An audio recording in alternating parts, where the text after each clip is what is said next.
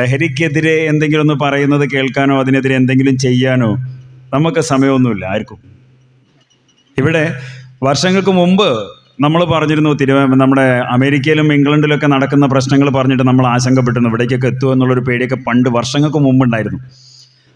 കുറച്ച് കൊല്ലങ്ങൾ കൊണ്ട് കഴിഞ്ഞപ്പോൾ ഡൽഹിയിലെ തെരുവുകളിൽ ഒരു പെൺകുട്ടി പീഡിപ്പിക്കപ്പെട്ടപ്പോൾ, പിച്ച് ചീന്തപ്പെട്ടപ്പോൾ അതിൻ്റെ പ്രതികൾ മയക്കുമരുന്നിന് അഡിക്റ്റഡ് ആയിരുന്നു എന്ന് പറഞ്ഞപ്പോൾ നമ്മൾ അന്ന് പറയാൻ തുടങ്ങി, നോർത്ത് ഇന്ത്യയിലേക്കും അല്ലെങ്കിൽ ഡൽഹിയിലും UP-യിലും ഒക്കെ ഉള്ള പ്രശ്നങ്ങൾ പറഞ്ഞുകൊണ്ട് നമ്മൾ ആശങ്കപ്പെടാൻ തുടങ്ങി.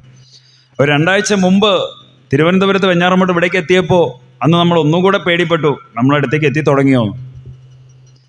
4 ദിവസം മുമ്പാണ് വേങ്ങരയിൽ ഒരു പയ്യൻ അല്ലെങ്കിൽ ഒരു യുവാവ് മയക്കുമരുന്ന് ഉപയോഗിച്ചിട്ട് സ്വന്തം അമ്മയെയും സഹോദരിയെയും ആക്രമിച്ചപ്പോൾ നമ്മൾ ഒന്നുകൂടെ ആശങ്കപ്പെട്ടു, നമ്മൾ അടുത്തേക്ക് എത്തിയല്ലോ, ഇനിയിപ്പോൾ പേടി തുടങ്ങിയിട്ടുണ്ട്. സത്യം പറയട്ടെ, ഇപ്പോൾ ഏകദേശം ഒരാഴ്ചയായിട്ട് എല്ലാ നാടിൻ്റെ മുക്കിനും മൂലയിലും ഇങ്ങനെയുള്ള ക്ലാസ്സുകൾക്കും അല്ലെങ്കിൽ ഇങ്ങനെയുള്ള പ്രോഗ്രാമുകൾക്കും വേണ്ടിയിട്ടുള്ള വിളിയോട് വിളിയാണ്. സമയം കൊടുക്കാനില്ല. ഇപ്പോൾ സത്യം പേടി തുടങ്ങിയിട്ടുണ്ട്. ഇപ്പം നമ്മൾ ഓരോരുത്തരും പേടി തുടങ്ങിയിട്ടുണ്ട്, നമ്മുടെ വീട്ടുമുറ്റത്തേക്ക് എത്തി തുടങ്ങിയിട്ടുണ്ടോ എന്നുള്ളത്. സത്യം പറയട്ടെ, അധിക സമയമൊന്നും വേണ്ട എത്താൻ, ഇങ്ങനെയാണ് പോകുന്നതെങ്കിൽ. കാര്യം ഇതിന് വേണ്ടിയിട്ട് കുറച്ച് ആൾക്കാരുണ്ട്. ഇപ്പോൾ പഞ്ചായത്ത് വാർഡ് മെമ്പറൊക്കെ ഉണ്ടാവുമല്ലോ, അത് ഓരോന്തെങ്കിലും ചെയ്തോളൂ. ഇപ്പോൾ നമ്മളിപ്പോൾ അതിൽ എന്ത് ചെയ്യാനാ എന്നുള്ളൊരു ചിന്തയാണ് പൊതുവെ ഇങ്ങനെയുള്ളൊരു മേഖലകളിലേക്ക് അല്ലെങ്കിൽ ജാഗ്രതാ സമിതിയിലും ജനകീയ സമിതിയിലും ഒക്കെ ഇറങ്ങി പ്രവർത്തിക്കാനുള്ളൊരു വിമുഖതയ്ക്കുള്ളൊരു കാരണം. എല്ലാവർക്കും നേരം വെളുക്കുന്നത് എപ്പോഴാണെന്നറിയോ? നമ്മളിലേക്ക് എത്തിയതിന് ശേഷമാണ്. നമുക്കിതിൻ്റെ ഒരു അനുഭവം വരുമ്പോഴാണ്. ഇന്ന് നമ്മുടെ ചിന്ത വരുന്നത് അത് അവനല്ലേ, അവരെന്തെങ്കിലും ആയിക്കോട്ടെ, അയൽവാസിക്ക് എന്തെങ്കിലും ഒരു കുഴപ്പമായി നമ്മൾ കരുതും, അത് അവനല്ലേ, അവർക്ക് എന്തെങ്കിലും ആയിക്കോട്ടെ, എനിക്കെന്താ. പക്ഷെ ഇവിടെ ഒരു പ്രശ്നമുണ്ട്. ഇന്ന് അവനാണെങ്കിൽ അത് നാളെ എന്നിലേക്ക് എത്തും എന്നുള്ളൊരു സത്യം മറന്നു പോകുന്നു എന്നുള്ളൊരു കാര്യം. പ്രത്യേകിച്ച് നമ്മുടെ നാട്ടിൽ ഈ ഒരു മയക്കുമരുന്നുമായിട്ട് ബന്ധപ്പെട്ടുകൊണ്ടുള്ള പ്രശ്നങ്ങൾ ഏറെ ഭീകരമായൊരവസ്ഥയിലേക്ക് എത്തിയത് കോവിഡിന് ശേഷമാണ്. കോവിഡിന് ശേഷമാണ് നമ്മുടെ നാട്ടിൽ ഇങ്ങനെയുള്ള പല മയക്കുമരുന്നുകളും കാണാനും കേൾക്കാനും തുടങ്ങിയത്. സത്യം 23 കൊല്ലമായി ഞാൻ എക്സൈസ് ഡിപ്പാർട്ട്മെൻറ്റിൽ. പക്ഷേ ഈ 23 കൊല്ലത്തിൻ്റെ ഇടയിൽ ഇപ്പം എൻ്റെ കൂടെയുള്ള സഹപ്രവർത്തകരൊക്കെ ഉണ്ട് ഇവിടെ. ആദ്യമായിട്ട് ഞാൻ കഞ്ചാവ് അല്ലാത്തൊരു മയക്കുമരുന്ന് കാണുന്നത് 2020 തുടക്കത്തിലാണ്. കഞ്ചാവ് അല്ലാത്ത മയക്കുമരുന്നുകൾ. അന്ന് വരെ ഞങ്ങൾ കഞ്ചാവെ കണ്ടിട്ടുണ്ടായിരുന്നു. കാര്യം മറ്റു മയക്കുമരുന്നുകളും ഞങ്ങൾക്ക് കേസായിട്ട് കിട്ടിയിട്ടുണ്ടായിരുന്നില്ല. കിട്ടിയാലേ നമുക്ക് കാണാൻ പറ്റും.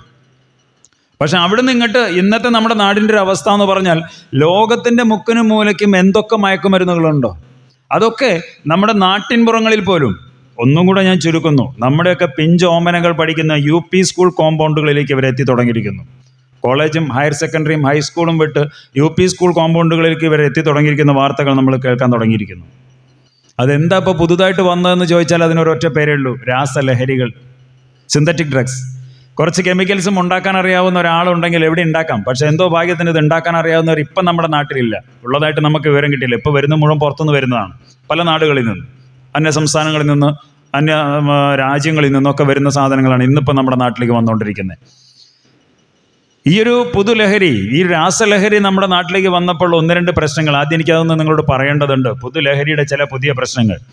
കാര്യം എന്താണെന്ന് വെച്ചാൽ അത് മറ്റൊന്നുമല്ല, 2-3 കാര്യമുള്ളൂ. മറ്റു ഇതുമായിട്ട് വ്യത്യാസപ്പെടുത്തിക്കൊണ്ട് പറയുമ്പോൾ, മുമ്പൊക്കെ ഞങ്ങൾ കുട്ടികൾക്ക് ക്ലാസ്സുകൾ എടുക്കുമ്പോൾ ഈ ലഹരി വസ്തുക്കൾ ഉപയോഗിക്കുമ്പോണ്ടാകുന്ന പ്രശ്നങ്ങളും അസുഖങ്ങളും ഒക്കെ മക്കൾക്ക് പറഞ്ഞു കൊടുക്കുമ്പോൾ അന്നുണ്ടായിരുന്ന ലഹരി വസ്തുക്കൾ എന്ന് പറഞ്ഞാൽ സിഗരറ്റ്, ആൻസ്, പാൻപരാഗ്, മദ്യം, ഈവൻ കഞ്ചാവ് വരെയുള്ള സാധനങ്ങൾ, ഇതൊക്കെ ഉപയോഗിക്കുമ്പോണ്ടാകുന്ന അസുഖങ്ങളും അതുണ്ടാക്കുന്ന പ്രശ്നങ്ങളൊക്കെ നമ്മുടെ മക്കൾക്ക് ഇങ്ങനെ പറഞ്ഞു കൊടുക്കുമ്പോൾ സത്യം പറയാലോ, ഞങ്ങൾക്ക് അന്ന് വലിയൊരു പ്രതീക്ഷ ഉണ്ടായിരുന്നു. അന്ന് ഇന്നില്ലാത്തൊരു പ്രതീക്ഷ ഞങ്ങൾക്ക് അന്നുണ്ടായിരുന്നു.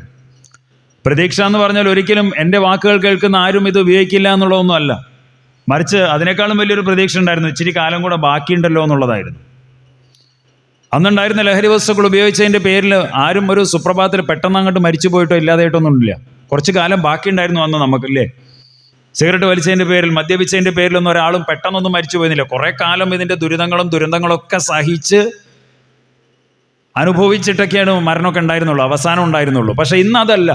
ഒരു 4-5 കൊല്ലം അതിനപ്പുറത്തേക്ക് ജീവിതം തന്നെ ഇല്ലാതാക്കുന്ന ഒരു അവസ്ഥയിലേക്ക് നമ്മുടെ മക്കളെ കൊണ്ടു ചെന്നെത്തിക്കുന്ന മയക്കുമരുന്നുകളാണ് ഇത്തരം രാസലഹരികൾ. ഒരു 5 കൊല്ലത്തിനപ്പുറത്തേക്ക് ജീവിതം തന്നെ ഇല്ല. വെറും 2 വർഷത്തെ ഉപയോഗം കൊണ്ട് പല്ല് മുഴുവൻ പൊടിഞ്ഞു പോയൊരു പയ്യനെ ഞാൻ കണ്ടിട്ടുണ്ട് കൊടിയത്തൂർ. അവിടെ ഒരു ഡി അഡിക്ഷൻ ക്യാമ്പിൽ അവരുടെ സംഘടന, ഒരു NGO സംഘടിപ്പിച്ചൊരു ക്യാമ്പായിരുന്നു.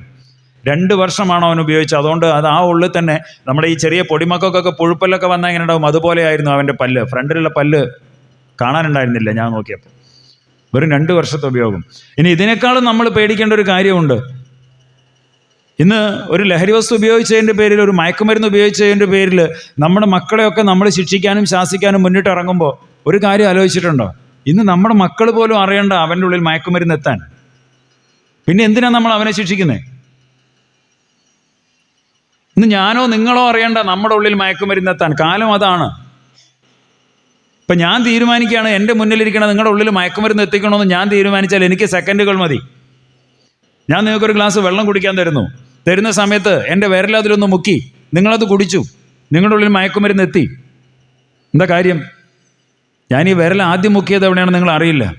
എൻ്റെ വിരലിൻ്റെ നഖങ്ങൾക്കിടയിൽ ഞാൻ എന്താ ഒളിപ്പിച്ചതെന്ന് നിങ്ങൾ അറിയില്ല. കാര്യം ഇപ്പോൾ വളരെ കുറഞ്ഞ മതി അളവ്, അധികമൊന്നും വേണ്ടല്ലോ. ഇപ്പോൾ ഈ 2020 മുമ്പ് എക്സൈസും പോലീസും ഒക്കെ പിടിച്ചെടുക്കുന്ന മയക്കുമരുന്ന് കേസുകളിൽ ഞങ്ങൾ പിടിച്ചെടുക്കുന്ന മയക്കുമരുന്നുകളുടെ അളവും ഇന്നത്തെ കേസുകളിലെ മയക്കുമരുന്നുകളുടെ അളവും തമ്മിൽ വലിയൊരു വ്യത്യാസമുണ്ട്. എപ്പോഴും ശ്രദ്ധിച്ചിട്ടുണ്ടോ? അന്ന് കിലോ കണക്കും ടൺ കണക്കും മാത്രമേ ഉണ്ടായിരുന്നുള്ളൂ. ഇപ്പം എങ്ങനെയാ? ഗ്രാം കണക്കും മില്ലിഗ്രാം കണക്കും കൂടുതലല്ലേ? 1 ഗ്രാം പിടിച്ചു, 1/2 ഗ്രാം പിടിച്ചു, 2 ഗ്രാം പിടിച്ചു എന്നൊക്കെ പറഞ്ഞിട്ട് വാർത്തകൾ വായിക്കാറില്ലേ? 1 ഗ്രാമൊക്കെ പിടിച്ചു എന്ന് വാർത്തകൾ വായിക്കുമ്പോൾ ഇടയ്ക്ക് ഞങ്ങളെ ഫ്രണ്ട്സ് വിളിച്ചിട്ട് നമ്മളെ കളിയാക്കും, നിങ്ങൾക്കൊന്നും വേറെ പണിയില്ലേ, 1 ഗ്രാമൊക്കെ പിടിക്കണതിന് ഇത്ര ബിൽഡപ്പ് കൊടുക്കണമെന്ന് ഞാൻ ചോദിക്കാറുണ്ട്. പക്ഷേ ഈ 1 ഗ്രാമിന് 1 ഗ്രാം ഗോൾഡിൻ്റെ വിലയുണ്ട്. ആ 1 ഗ്രാം മതി 10-20 പേർക്ക് 4-5 ദിവസം ലാവിഷായിട്ട് മയങ്ങി കിടക്കാൻ. ഇത്രയും കുറഞ്ഞ അളവിൽ മതി എന്നതുകൊണ്ട് തന്നെ ഇത് നമ്മളറിയാതെ, അല്ലെങ്കിൽ എക്സൈസിൻ്റെയും പോലീസിൻ്റെയും നിയമത്തിൻ്റെയൊക്കെ കണ്ണു വെട്ടിച്ച് വിതരണം ചെയ്യാനും കൊണ്ടു നടക്കാനും സൗകര്യമാവുന്ന ഒരു കാലാവസ്ഥ, ഒരു സിറ്റുവേഷൻ ഇന്ന് നമ്മുടെ നാട്ടിലുണ്ട് എന്നുള്ളത് അതിനേക്കാളും വലിയൊരു കാര്യം. ഇങ്ങനെ ഭീകരതയൊക്കെ പറയുമ്പോൾ നമ്മുടെ മനസ്സിൽ വരുന്നൊരു ചിന്ത, ആദ്യം വരുന്നൊരു ചിന്ത എന്തുകൊണ്ട് എന്നുള്ളത് തന്നെയാണ്. എന്തുകൊണ്ട് നമ്മുടെ നാട്ടിൽ മയക്കുമരുന്ന് പെരുകുന്നു? കുട്ടികളുടെ കാര്യം അവിടെ കട്ടെ, എന്തുകൊണ്ടാണ് നമ്മുടെ നാട്ടിൽ ഇങ്ങനെ മയക്കുമരുന്ന് പെരുകുന്നത്? ഈ ഒരു ചോദ്യം ഇവിടെ ഇരിക്കുന്ന ചോദിച്ച ആളുകളൊക്കെ നിരന്ന് ചോദിച്ചാൽ എല്ലാവരുടെ മനസ്സിലും ആദ്യം വരുന്നൊരു അഭിപ്രായം ഉണ്ട്. എന്താണെന്നറിയോ? മുഖത്ത് നോക്കി പറയാറില്ലെങ്കിലും അഭിപ്രായം അതാണ്, അത് നിങ്ങൾ എക്സൈസുകാരും പോലീസുകാരും ശരിയല്ലായിട്ടാ സാറേ. എല്ലാവരും പറയാറുണ്ട്. എന്താ കാര്യം? നിങ്ങൾ ആളെ പിടിച്ചുകൊണ്ടുപോവുകയും ചെയ്യും, അപ്പം തന്നെ വിടുകയും ചെയ്യും. സാറേ ഇതെല്ലാം അതിനപ്പുറത്ത് നടക്കും നമ്മുടെ നാട്ടിൽ. ശരിയാണ്, ഞങ്ങൾ കൊണ്ടുപോകാറുണ്ട്, വിടാറുണ്ട്, ഇല്ലയെന്നൊന്നും ഞാൻ പറയുന്നില്ല. എന്തായാലും നമ്മുടെ നാട്ടിൽ മയക്കുമരുന്ന് പിടിച്ച് അല്ലെങ്കിൽ ലഹരി വസ്തു ഇങ്ങനെ പെരുകുന്നതിൻ്റെ പേരിൽ എക്സൈസിനെയും പോലീസിനെയും ഒക്കെ കുറ്റപ്പെടുത്തുമ്പോൾ ഞങ്ങൾക്കൊന്നേ പറയാനുള്ളൂ, നമുക്ക് നിയമത്ത് പറയുന്നതേ ചെയ്യാൻ പറ്റൂ. കുറഞ്ഞ അളവിലാണിത് പിടിച്ചെടുത്തതെങ്കിൽ അവർക്ക് ജാമ്യം നൽകണമെന്ന് ജാമ്യം നൽകുന്നേ ഉള്ളൂ കേട്ടോ, കേസില്ലാതെ ആവുന്നൊന്നുമില്ല. ആ കേസിനനുസരിച്ചുള്ള ഫൈൻ അടച്ചിട്ടാണ് അവർ പോകുന്നത്. ജാമ്യം നൽകണമെന്ന് നിയമത്ത് പറയുന്നുണ്ടെങ്കിൽ നമുക്ക് നൽകിയേ പറ്റൂ. അപ്പം നമുക്ക് അടുത്ത ആളെ കുറ്റം പറയാലോ, നിയമം ശരിയല്ല, നമ്മുടെ നാട്ടിലെ നിയമം ശരിയല്ല. നിയമത്തെ കുറ്റം പറയുമ്പോൾ പിന്നെ നമുക്ക് അടുത്ത് എന്താണ്? നിയമം ഉണ്ടാക്കുന്ന ആളുകൾ. ഇന്നും ഇന്നലെയും തുടങ്ങിയത് നിയമമൊന്നുമല്ലല്ലോ, പണ്ട് മുതലേ ഉള്ളതല്ലേ. അപ്പോൾ പണ്ട് കാലം മുതലേ നമ്മുടെ നാട് ഭരിച്ചു വരുന്ന കേന്ദ്ര സംസ്ഥാനം ഭരിച്ച ആൾക്കാരൊന്നും ശരിയല്ല ഒക്കെ പറയാം നമുക്ക്. പക്ഷേ ഇനി ഞാനൊരു കാര്യം ചോദിക്കട്ടെ, നമ്മുടെ വീട്ടിലേക്ക് ഒന്ന് കയറാം, അതിൻ്റെ ഇടയിലൊന്ന് നമ്മുടെ കുട്ടിയുടെ കയ്യിൽ നിന്ന് വലുതൊന്നും വേണ്ട ഒരു സിഗരറ്റ് കിട്ടി, നമ്മളെന്താ ചെയ്യുക? ആദ്യം 4 അടിയാണ് അല്ലേ, പിന്നെ കുറേ ചീത്തയാണ്, ബാക്കിയൊക്കെ പിന്നെയുള്ളൂ അല്ലേ? സത്യം ചോദിക്കട്ടെ, എൻ്റെ ഈ വാക്ക് കേൾക്കുന്ന ഈ ഹാളിനുള്ള ആർക്കെങ്കിലും ഒരു തോന്നലുണ്ടോ അടിച്ചു കഴിഞ്ഞാൽ നമ്മളെ കുട്ടികൾ നന്നാവുന്നു? ഇല്ല. എന്നാലും നമ്മളത് ചെയ്യും. എന്താ കാര്യം? ഞാനോ എൻ്റെ അമ്മയാണ്, ഞാനോ എൻ്റെ അച്ഛനാണ്. ആ ഒരു ധിക്കാരം, അങ്ങനെ തന്നെ പറയണം, ആ ഒരു ധിക്കാരമാണ്. നമ്മളത് ചെയ്യുന്നതാണ്. പക്ഷെ ഒരു കാര്യം മനസ്സിലാക്കുക, എനിക്കൊരു കാര്യം ചോദിക്കാനുണ്ട്. നമ്മുടെ കുട്ടികൾ ലഹരി വസ്തുക്കൾ ഉപയോഗിച്ചതിൻ്റെ പേരിൽ അവരെ ശിക്ഷിക്കുമ്പോൾ, അവരെ ശാസിക്കുമ്പോൾ, നമ്മുടെ നാട്ടിൽ ഇങ്ങനെ മയക്കുമരുന്ന് പെരുകുന്നതിൻ്റെ പേരിൽ എക്സൈസിനെയും പോലീസിനെയും നിയമത്തെയും സർക്കാരുകളെയും ഒക്കെ കുറ്റപ്പെടുത്തുമ്പോൾ എല്ലാവരും ഒന്ന് സ്വന്തം മനസാക്ഷിയോടൊന്ന് ചോദിച്ചു നോക്കുക, എൻ്റെ കുട്ടിയുടെ ജീവിതം ഇല്ലാതാക്കുന്ന ഇത്തരം ലഹരി വസ്തുക്കൾക്കെതിരെ ഇന്ന് ഈ ഒരു നിമിഷം വരെയുള്ള എൻ്റെ ജീവിതത്തിൽ ഞാൻ എന്ത് ചെയ്തിട്ടുണ്ടെന്ന്. എന്തെങ്കിലും ചെയ്തിട്ടുണ്ടെന്ന് പറയാൻ പറ്റുന്നവരൊന്ന് കൈബന്ധിക്കുമോ? അറിയാൻ വേണ്ടിയിട്ടാണ്. എന്തെങ്കിലും എന്നാ ഞാൻ ചോദിച്ചേ. അപ്പം പിന്നെ എനിക്ക് പറയാം ധൈര്യമായിട്ട്, നമ്മുടെ കുട്ടിയുടെ ജീവിതം ഇല്ലാതാക്കുന്ന ഇത്തരം സാധനങ്ങൾക്കെതിരെ അല്ലെങ്കിൽ ഇത്തരം ദുരന്തത്തിനെതിരെ ഇന്ന് ജീവിക്കുന്ന നമ്മളൊന്നും ചെയ്യുന്നില്ലെങ്കിൽ നാളെ ജീവിക്കേണ്ട നമ്മുടെ കുട്ടികൾ ഇത് ഉപയോഗിച്ചാൽ അവരെ ശിക്ഷിക്കാനും ശാസിക്കാനും ഒരു അച്ഛൻ എന്ന നിലയിൽ അല്ലെങ്കിൽ ഒരു അമ്മ എന്ന നിലയിൽ നിങ്ങൾക്ക് എന്താ അവകാശമുള്ളത്? ഒരവകാശവും ഇല്ല എന്ന് പറയാൻ ആഗ്രഹിക്കുന്ന ഒരു അച്ഛനാണ് ഞാൻ. എന്തെങ്കിലും ചെയ്യാമെന്ന് മാത്രമേ ഞാൻ പറഞ്ഞുള്ളൂ. വലിയ വലിയ കാര്യങ്ങൾ പേടിയാണ് സാറേ, ഇതിൻ്റെ പിന്നിൽ പോയാൽ പ്രശ്നമാണ് ഒക്കെ എനിക്കറിയാം. അങ്ങനെയുള്ള ആകുലതകളൊക്കെ നിങ്ങളുടെ മനസ്സിലുള്ള കാര്യങ്ങളൊക്കെ എനിക്ക് മനസ്സിലാവും. ഇതിനിറങ്ങിക്കഴിഞ്ഞാൽ അതിൻ്റെ മാഫിയ നമ്മളെന്തെങ്കിലും ചെയ്യും, നമ്മൾ ഒറ്റപ്പെട്ടു പോകും, അല്ലെങ്കിൽ ഇത് നമ്മളെ ബാധിക്കാത്ത പ്രശ്നമാണെന്നുള്ളൊരു ചിന്തയാണ് ഇനി അതും അല്ലെങ്കിൽ ഇത് ചെയ്യുന്നതൊക്കെ നമ്മുടെ സ്വന്തക്കാർ, ബന്ധുക്കാർ, ഇങ്ങനെയുള്ള കുറേ കാര്യങ്ങളൊക്കെ പറഞ്ഞിട്ടാണ് നമ്മളിതിനെതിരെ ഒന്നും ചെയ്യാതിരിക്കുന്നത് പൊതുവേ. പക്ഷേ ഇങ്ങനെയൊക്കെ പറഞ്ഞുകൊണ്ട് നമ്മളിതിനെതിരെ ഒന്നും ചെയ്യാതിരിക്കുമ്പോൾ അവിടെ ഒരൊറ്റ ചോദ്യത്തിനും കൂടി അതിനേക്കാളും വലിയൊരു പ്രസക്തിയുണ്ട്. എന്ന് വരെ നമ്മളൊന്നും ചെയ്യാതിരിക്കും? എനിക്ക് പേടിയാണ്, എന്നെ ബാധിക്കാത്ത പ്രശ്നമാണ്, സ്വന്തമാണ്, ബന്ധമാണെന്നൊക്കെ പറഞ്ഞിട്ട് എന്ന് വരെ നമ്മളൊന്നും ചെയ്യാതിരിക്കും ലഹരിക്കെതിരെ? അതിനൊരൊറ്റ ഉത്തരവേ ഉള്ളൂ, എൻ്റെ കുട്ടി ഇത് ഉപയോഗിക്കണവരെ. അല്ലേ? നമ്മുടെ മക്കളിത് ഉപയോഗിക്കാൻ തുടങ്ങിക്കഴിഞ്ഞാൽ പിന്നെ നമുക്ക് പേടിയൊന്നുമില്ല. ചെയ്യണത് മുഴുവൻ നമ്മൾ ചെയ്യും. അവിടെ നമ്മളെ ബാധിക്കാത്ത പ്രശ്നമാവില്ല. കാരണം നമ്മളെ കുട്ടീനെ രക്ഷിച്ചേ പറ്റൂ. സ്വന്തം ബന്ധവും നോക്കില്ല. അപ്പം എന്തുകൊണ്ട് ഇന്നൊന്നും ചെയ്യുന്നില്ല എന്ന് ചോദിച്ചാൽ അറിയാതെയെങ്കിലും സമ്മതിക്കേണ്ടി വരും. അങ്ങനെ ഒരു പ്രശ്നം എനിക്ക് വരട്ടെ, എന്നിട്ട് നമ്മളെന്തെങ്കിലും ചെയ്യാം. കുറ്റപ്പെടുത്താൻ വേണ്ടി പറഞ്ഞതല്ല കേട്ടോ. നേരത്തെ തുടക്കത്തിൽ പറഞ്ഞ ഇങ്ങനെയുള്ള പ്രോഗ്രാമുകൾക്ക് ആൾ കുറയുന്നത് കാണുമ്പോഴൊരു സങ്കടം കൊണ്ട് പറയുന്നതാണ് സത്യം. എന്തെങ്കിലുമൊക്കെ ചെയ്യുക. ഒന്നുമല്ല, ഞാൻ പറഞ്ഞല്ലോ, ഇപ്പോൾ ഇവിടെ പറഞ്ഞ പോലെ വാർഡ് സമിതികൾ, എല്ലാ വാർഡുകളിലും ഒരു സമിതി കൂടുമ്പോൾ അതിനൊരു സമിതി ഇനിയിപ്പോൾ വിളിച്ചു ചേർക്കുന്ന സമയത്ത് സാന്നിധ്യം കൊണ്ടെങ്കിലും ആ ഒരു പ്രോഗ്രാം സമ്പുഷ്ടമാക്കേണ്ടത്, അല്ലെങ്കിൽ അതിന് ശക്തി പകരേണ്ടത് എൻ്റെ ആവശ്യമാണ്, എൻ്റെ കുട്ടിയുടെ ആവശ്യമാണെന്നുള്ളൊരു ചിന്ത നമ്മളിൽ ഓരോരുത്തരും വന്നാൽ തന്നെ മതി. വല്ലാണ്ട് നമ്മൾ സാമ്പത്തികമായിട്ടൊന്നും ഇവർക്കൊന്നും ചെയ്യേണ്ടി വരില്ല. അതിനൊക്കെ എന്തെങ്കിലും പഞ്ചായത്ത് കാര്യങ്ങളൊക്കെ ചെയ്തോളൂ. പക്ഷെ അവിടെ ഒരു പ്രോഗ്രാം നടക്കുമ്പോൾ, അത് ലഹരിക്കെതിരെ ഒരു പ്രോഗ്രാം നടക്കുമ്പോൾ അവിടെ എൻ്റെ ഒരു സാന്നിധ്യം വേണം.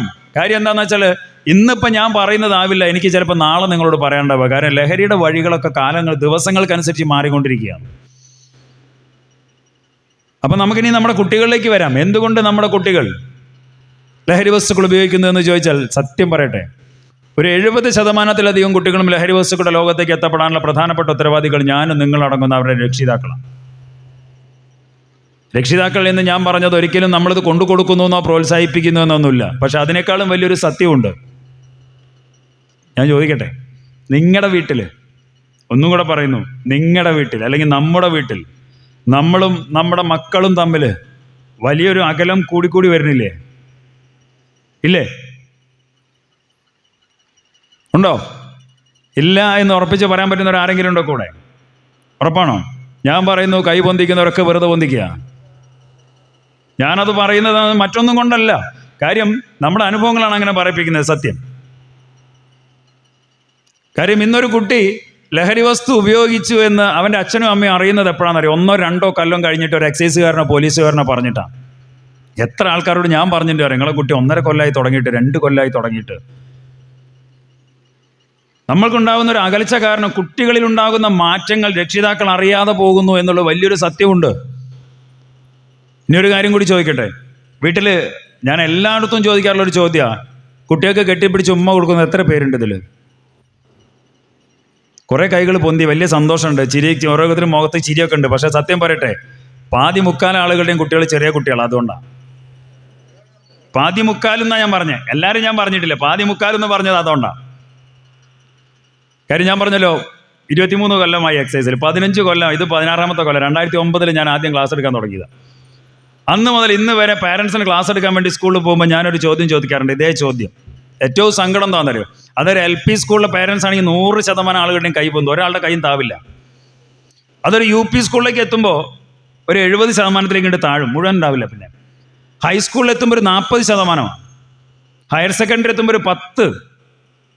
ഒന്ന് ആലോചിച്ച് നോക്കിയാൽ, ഒരു 2 ആഴ്ച മുന്നേ, ഒരു മാസമായി ഉണ്ടാവുള്ളൂ, ഒരു ഹയർ സെക്കൻഡറി സ്കൂളിൽ +2 കുട്ടികൾക്ക് ക്ലാസ് എടുക്കാൻ വേണ്ടി പോയി. 120 കുട്ടികളുണ്ടായിരുന്നു. ഞാൻ ഇതേ ചോദ്യം ചോദിച്ചു, ഒരാളുടെയും കൈ പൊന്തിയില്ല. ഒന്ന് ആലോചിച്ച് നോക്കുക. 120 കുട്ടികളിൽ ഒരു കുട്ടിയുടെ പോലും കൈ പൊന്തിയില്ല എന്ന് പറയുമ്പോൾ ഒന്ന് ആലോചിച്ച് നോക്കുക.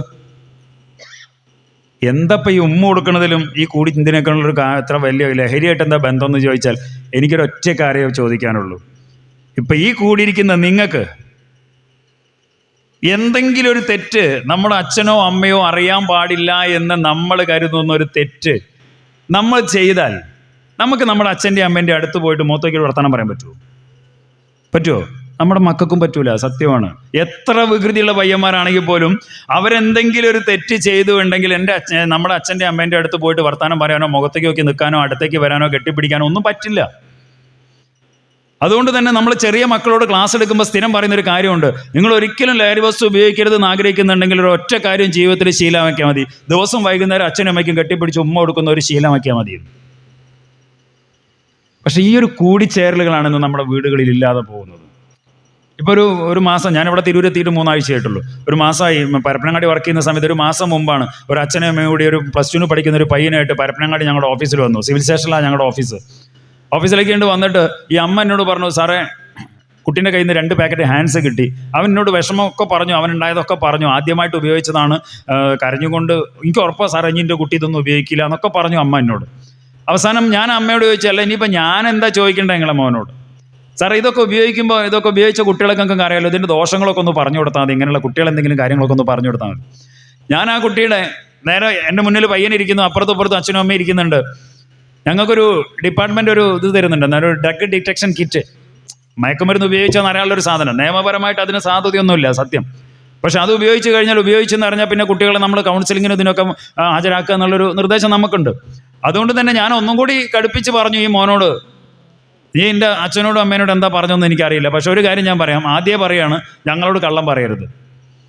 എക്സൈസിനോടും പോലീസിനോടും കള്ളം പറയുന്നത് നമുക്കത് മനസ്സിലാവും. കള്ളമാണെന്നുണ്ടെങ്കിൽ ഞാൻ ഈ പാക്കറ്റ് പൊളിച്ച് പരിശോധിക്കും പറഞ്ഞാൽ ഇതിൻ്റെ ഉള്ളിൽ 2 സാധനമേ ഉള്ളൂ. ഒന്നൊരു കോലിൻ്റെ തുമ്പത്ത് കുറച്ച് പരുത്തി പോലൊരു സാധനമുണ്ട്, അത് നമ്മൾ അണ്ണാക്കിലേക്ക് ആക്കിയിട്ട് സലൈവ ആക്കിയിട്ട് മറ്റൊരു സാധനത്തിലോട്ട് കുത്തി വെച്ചാൽ അതിൽ വര തെളിഞ്ഞു വരും ഉപയോഗിച്ചിട്ടുണ്ടെങ്കിൽ. നിയമപരമായിട്ട് അതിന് സാധ്യതയൊന്നുമില്ല. ഇപ്പോൾ പോലീസ് മറ്റേ BP അടുപ്പിക്കണ പോലെ അതിനുള്ള അത്രയും സാധ്യതയൊന്നും ഇതിനില്ല. എന്നാലും നമുക്കറിയാൻ വേണ്ടിയിട്ടാണ് ഞാൻ ഇവനോട് പറഞ്ഞു, ഇത് പൊട്ടിച്ച് കഴിഞ്ഞാൽ ഇതിൻ്റെ റിപ്പോർട്ട് നമുക്ക് തിരുവനന്തപുരത്തേക്ക് അയക്കേണ്ടി വരും, കമ്മീഷണറേറ്റിലേക്ക്. കാര്യം ഇത് സർക്കാരിൻ്റെ സാധനമാണ്, 10-600 രൂപ വിലയുള്ള സാധനമാണ്. അത് ഒന്നിന് തന്നെ അത്ര 10-600 രൂപ വില ഉണ്ട്. അത് ഉപയോഗിച്ച് കഴിഞ്ഞാൽ ഇത് എന്തു ചെയ്തു, ആർക്ക് വേണ്ടി ഉപയോഗിച്ചു, അതിൻ്റെ റിസൾട്ട് എന്താണെന്നൊക്കെ അറിയേണ്ടി വരും. അപ്പം നിയമപരമായിട്ടുള്ള പല നടപടികളൊക്കെ വരും. അതുകൊണ്ട് സത്യം പറഞ്ഞാൽ മതി, എന്നാൽ ആദ്യമായിട്ട് ഉപയോഗിച്ചത്. കുട്ടി അപ്പം തന്നെ പറഞ്ഞു, ഞാൻ SLC പരീക്ഷ കഴിഞ്ഞപ്പോൾ ഉപയോഗിക്കാൻ തുടങ്ങിയാണ്. ഇതങ്ങോട്ട് കേട്ടുവിടുമ്പോൾ തൊട്ടപ്പുറത്തിരിക്കുന്ന അമ്മ നെഞ്ഞത്തൊരടിയാണ്. അമ്മ അത്രയും നേരം എന്നോട് പറഞ്ഞത്, അന്ന് രാവിലെ വന്നപ്പോൾ തന്നെ എന്നോട് പറഞ്ഞത് എന്താണ്, ഇന്ന് രാവിലെയും കൂടി കുട്ടി കരഞ്ഞിട്ട് എന്നോട് പറഞ്ഞാൽ സാറേ ആദ്യമായിട്ടാണെന്നാണ്. 1.5 വർഷത്തിലധികമായിട്ട് ഈ മകൻ സിഗരറ്റും ഹാൻസും, ബാക്കിയുള്ളത് പോട്ടെ, സിഗരറ്റും ഹാൻസും ഉപയോഗിക്കുന്നു എന്നുള്ളത് ആ അമ്മ അറിഞ്ഞത് ഒരു എക്സൈസുകാരനായിട്ടുള്ള ഞാൻ പറഞ്ഞിട്ടാണ്. 6ാം ക്ലാസ്സിലും 7ാം ക്ലാസ്സിലൊക്കെ നമ്മുടെ കുട്ടികൾ എത്തുമ്പോഴേക്കും നമ്മൾ വലിയ വീടൊക്കെ കെട്ടിണ്ടാക്കും. എന്നിട്ട് പറയും മക്കളോട്, എന്താണ് അനക്കപ്പുറത്തൊരു മുറി ഉണ്ടാക്കിയിട്ടില്ലേ, അവിടെ പോയി കിടന്നൂടെ, ഒറ്റയ്ക്ക് കിടക്കാൻ എന്താ പേടിയാ? പിന്നെ ആ മുറിക്കുള്ളിൽ നടക്കുന്നതെന്ന് നമ്മൾ അറിയുന്നില്ല. ഈ ചെറിയ മക്കൾ നമ്മളോട് പറയുന്നു, ഞങ്ങൾ ഭക്ഷണം കഴിക്കുമ്പോഴും കൂടെ ഒന്നിച്ചിരിക്കാറില്ല. സത്യം പറയട്ടെ, വീട്ടിൽ കുടുംബ ഇമ്പമുള്ളതാണ് കുടുംബം എന്നുള്ളതൊക്കെ പണ്ട് കാരണന്മാർ പറഞ്ഞിരുന്നൊരു കാര്യം മാത്രമായിട്ട് മാറി തുടങ്ങിയിട്ടുണ്ട്. ഇപ്പോൾ ഈ ഒരു കൂടിച്ചേരൽ അല്ലെങ്കിൽ കുടുംബ ഇമ്പമുള്ള അല്ലെങ്കിൽ അങ്ങനെയുള്ളൊരു സന്തോഷത്തിൻ്റെതായിട്ടുള്ള ഒരു ലഹരി സ്വന്തം വീട്ടിൽ കിട്ടാത്ത കുട്ടികളാണ് ഒട്ടുമിക്ക കുട്ടികളും. എല്ലാവരും ഞാൻ പറയുന്നില്ല കേട്ടോ, എല്ലാവരും ഞാൻ പറയില്ല, കാരണം ഇങ്ങനെയുള്ള ആളുകളും പോകുന്നുണ്ട് ലഹരിൻ്റെ പിന്നാലെ. പക്ഷേ ഏറിയ പങ്കും അതിൽപ്പെട്ടവരാണ് എന്നുള്ളൊരു സത്യം മനസ്സിലാക്കുക. അതുകൊണ്ടാണ് ഞാൻ രക്ഷിതാക്കളുടെ പങ്കിനെക്കുറിച്ച് ഞാൻ ആദ്യമേ പറയാൻ കാരണം. ഈ ഒരു അകലം കൂടുന്നതിനനുസരിച്ച് ഞാൻ ഒന്നും കൂടെ സൂചിപ്പിക്കുന്നു, ഞാൻ ഈ പറഞ്ഞതിൻ്റെ പേരിൽ ഇന്ന് വൈകുന്നേരം നിങ്ങളുടെ കുട്ടികൾ സ്കൂൾ വിട്ട് വരുന്ന സമയത്ത് അങ്ങോട്ട് വാടാ എന്ന് എക്സൈസുകാരൻ നമ്മളോട് പറഞ്ഞ് ഉമ്മ കൊടുക്കാന്ന് പറഞ്ഞിട്ട് കെട്ടിപ്പിടിച്ച് ഉമ്മ കൊടുക്കാനൊന്നും നിൽക്കണ്ട, മണക്കാണ്. എന്തിന്? ഞാൻ എക്സൈസുകാരൻ പറഞ്ഞതാണല്ലോ. ദയവ് ചെയ്ത് കുട്ടികളെ സംശയിക്കണമെന്നോ നമ്മുടെ മക്കൾ മോശക്കാരാണ് എന്ന് പറയാൻ വേണ്ടിയിട്ടോ അല്ല ഞാനിത് പറഞ്ഞത്. ഞാനത് പറഞ്ഞത് നമ്മുടെ വീട്ടിലുള്ള ഈ ഒരു കൂടിച്ചേരലിൻ്റെ ആവശ്യകത ഒന്ന് ബോധ്യപ്പെടുത്താൻ വേണ്ടി മാത്രമാണ്. നമ്മുടെ മക്കളെ സംശയിച്ചുകൊണ്ട് ഒരു കാര്യം ചെയ്യരുത്. അതൊരിക്കൽ കൂടി പറയുന്നു, മക്കളെ സംശയിക്കാൻ വേണ്ടി അല്ല ഞാനിത് പറഞ്ഞത്. നമ്മുടെ വീടുകളിലെ കുട്ടികളും രക്ഷിതാക്കളും തമ്മിലൊരു കൂടിച്ചേരലിൻ്റെ ആവശ്യകത ഇന്നത്തെ കാലത്ത് അതിൻ്റെ ഒരു ഡിമാൻഡ് എന്താണെന്ന് ബോധ്യപ്പെടുത്താൻ വേണ്ടി മാത്രം പറഞ്ഞതാണെന്ന് മനസ്സിൽ വെക്കുക. ഇനി അതുപോലെ തന്നെ ഈ ഒരു പുതുലഹരി ഇങ്ങ് വന്നപ്പോൾ 2-3 പുതിയ വഴികൾ കൂടി വന്നിട്ടുണ്ട് നമ്മുടെ നാട്ടിലേക്ക്.